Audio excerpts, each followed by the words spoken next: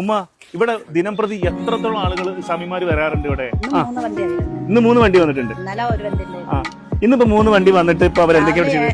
രാവിലെ 7:30 തുടങ്ങിയതാണ്. 2 കൂട്ടർ ഇവിടെ വന്ന് ഭക്ഷണം ഉണ്ടാക്കി പോയി. ഒരു കൂട്ടർ അവിടെ മേലെ വെച്ച് ഭക്ഷണം ഉണ്ടാക്കി. വെള്ളക്കെടുത്ത് കുളി എല്ലാം കഴിച്ചു. ഇവിടെ കുളിക്കാൻ വരുന്നു, ഇവിടെ ഭക്ഷണം ഉണ്ടാക്കാൻ വരുന്നു, ഇവിടെ കിടന്നുറങ്ങുന്നു. പിന്നെ എങ്ങനെ തോന്നുന്നു? ഇങ്ങനെ ഒരു മനസ്സൊക്കെ അപൂർവം ആളുകൾക്ക് തോന്നുള്ളൂ. ഇങ്ങനെ എന്തുകൊണ്ട് അങ്ങനെ തോന്നാനുള്ള കാരണം വരുമ്പോ നമുക്കൊരു ബുദ്ധിമുട്ടില്ലല്ലോ അതുകൊണ്ട് അവർക്കൊണ്ട് അവരാകുമ്പോ അങ്ങനെ ഒരു മാറ്റി നിർത്തലൊന്നും തോന്നിയിട്ടില്ല. ഇല്ല എന്ത് മാറ്റി നിൽക്കണം? ജനങ്ങളെല്ലാവരും ഒന്നാണ്, മനുഷ്യരൊന്നാണ്. മതമല്ല നമ്മൾ വ്യത്യാസമുള്ളൂ. മതത്തിന് വേണ്ടി മനുഷ്യരെ നമുക്ക് വേർതിരിക്കേണ്ട ആവശ്യമില്ലല്ലോ. എന്റെ കിച്ചന്റെ അവിടെ പോയൊക്കെ ഇപ്പോഴും 2 ആളുണ്ട്. അല്ല പിന്നെ നമ്മളെ സെർവന്റ് നമുക്ക് അങ്ങനെ വ്യത്യാസങ്ങളൊന്നുമില്ല. ശരി. അപ്പൊ എല്ലാ മതസ്ഥരെയും ഒരുമിച്ച് ചേർത്ത് പിടിക്കാന്നുള്ളതാണ്. ചേർത്ത് പിടിക്കാന്നുള്ളതാണ്. ഇവിടെ ഇപ്പോ ഈ ഒരു മണ്ഡലകാലം ആകുമ്പോ ഈ വീട്ടിലേക്ക് പിന്നെ ഒരുപാട് സ്വാമിമാര് വരാം. എല്ലാ പ്രാവശ്യം വരാറുണ്ട്. പക്ഷെ അന്ന് ഇത്ര ആളുകൾ കാണൂലായിരുന്നു, കാരണം റോഡ് കുറച്ച് അങ്ങോട്ടല്ലേ. അപ്പൊ അവര് വന്നിറങ്ങി ഭക്ഷണമൊക്കെ കഴിച്ച് പോവാറായിരുന്നു. ഇപ്പൊ ജനങ്ങൾ കാണുന്നുണ്ട് റോഡിന്റെ അടുത്തേക്ക് എത്തി.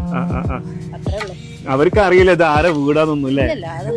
എനിക്ക് തോന്നുന്നു ഇവര് ലൊക്കേഷൻ വിട്ട് കൊടുക്കുന്ന ഡ്രൈവർമാര് എന്നൊരു സംശയം. കാരണം പിറകെ വരുമ്പോഴേ ഇങ്ങനെ സൗകര്യം ഇവിടെ ഉണ്ടെന്ന് അവര് പറയുണ്ടാവും. അതായിരിക്കും കൂടെ വരുന്നതല്ലേ സൗകര്യം ഉണ്ടാവും എന്നുള്ളത്. ബുദ്ധിമുട്ടില്ല എന്നുള്ളത് ബുദ്ധിമുട്ടും.